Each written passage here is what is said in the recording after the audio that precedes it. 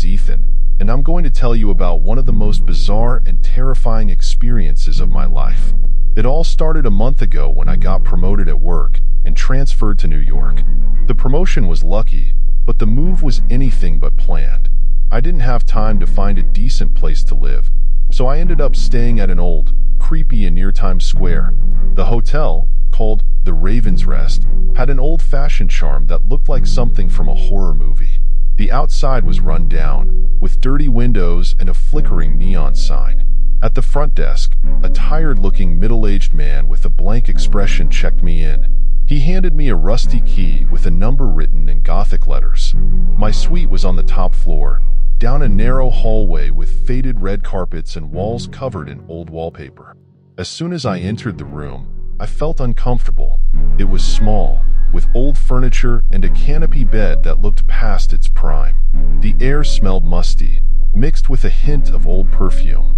I was tired from the trip and work, so I decided to sleep early. But shortly after I lay down, I started hearing strange noises in the hallway. There were footsteps, followed by a dragging sound, like someone was pulling something heavy. I thought it was just the old building creaking, but the feeling that something was wrong stayed with me. In the middle of the night, I woke up suddenly, feeling cold and with a strange pressure on my chest. I looked around and noticed the room was darker than before, even though the curtains were open. That's when I saw a figure standing in the corner, near the window. It looked like a dark shadow, blurry and menacing. I couldn't make out any details, but the feeling that something was terribly wrong was overwhelming. The figure started moving toward me, slowly. I tried to scream, but no sound came out. Panic set in. The shadow seemed to absorb all the light around it, and the air in the room turned icy. I tried to move, but my body was frozen. Then it started to speak, but not with words. It was more like a deep, unintelligible murmur, a series of sounds that seemed to come from far away. The voice carried a feeling of hopelessness, full of sorrow and pent-up anger. Time seemed to stop as the figure got closer. I finally managed to move and try to turn on the lights, but they wouldn't work. Desperation took over. I got out of bed and ran to the door, but it was locked. My heart was racing, and I felt like I was about to pass out. I grabbed the phone to call the front desk, but the line was dead. The figure kept coming closer, and the room kept getting colder. I shouted at it to leave, but my voice had no effect. When the first light of morning finally came, the figure disappeared as suddenly as it had appeared. The room returned to normal, but the fear stayed with me. I looked around, trying to find an explanation, but everything was just as before. The next morning, I packed my things and left the hotel as fast as I could. I found a more comfortable, modern apartment far away from that cursed inn. The experience was so disturbing that to this day, whenever I walk by Times Square, I still get a chill. That night at the Raven's Rest was the worst of my life, and I've never gone back. If you ever need to stay somewhere strange, think twice before choosing a place like that. You might not be as lucky to make it out unharmed.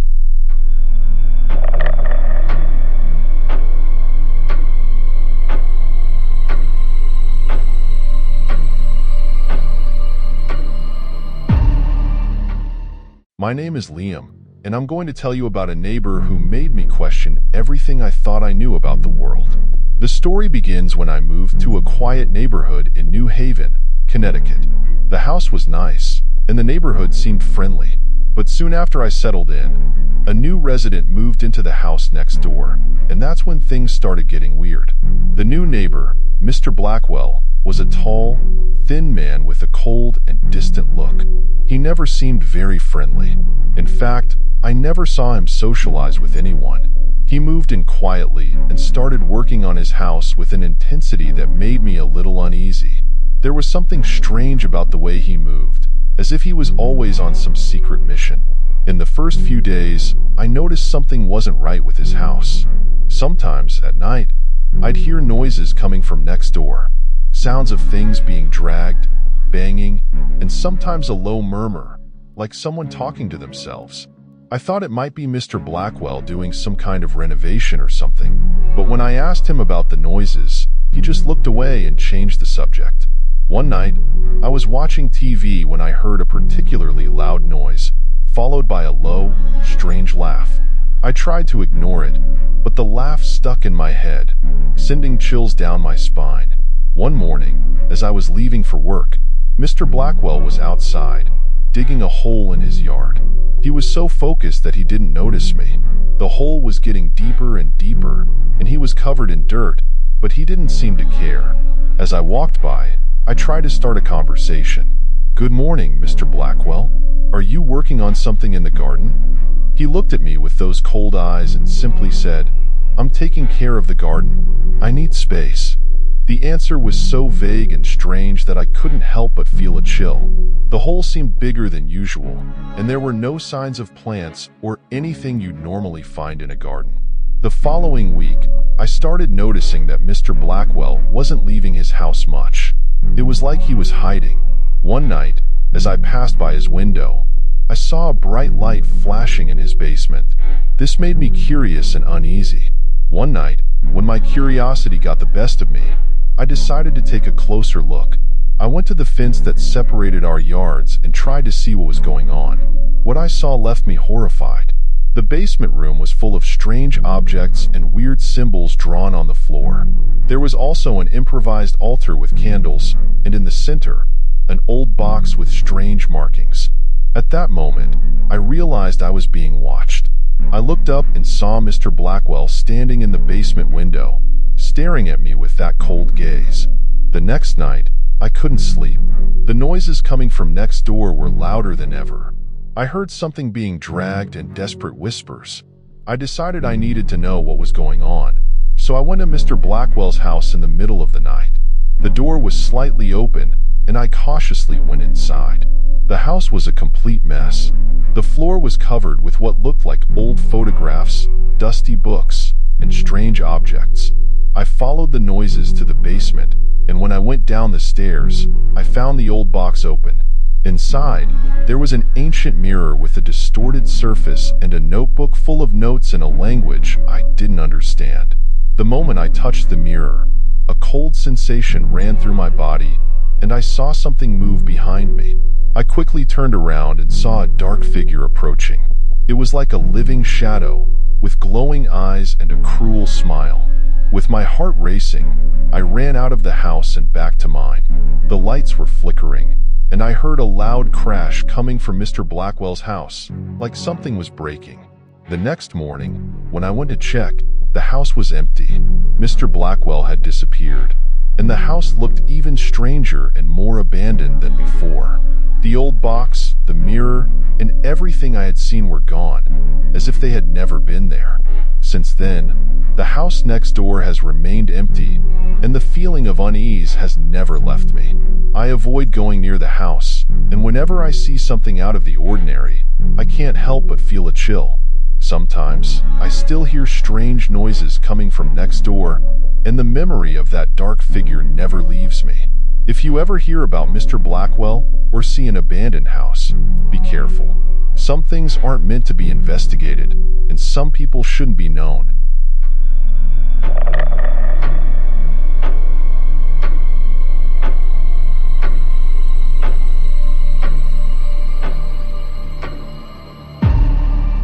My name is Alex, and I'm a biochemist recently hired to work at a university in a small rural town called Brooksville, deep in the United States. The town is peaceful and full of old stories. I always heard people say that legends hold a special power here, but I never really took it seriously. At least, not until I moved into a house that seemed perfect but quickly revealed itself to be anything but calm. My new house was on a quiet street, surrounded by trees and a green field. The house next door had been abandoned for years, and it seemed like no one had cared about it. It was an old building with broken windows and a peeling roof, but what caught my attention the most was the feeling that, despite being abandoned, something was always lurking there.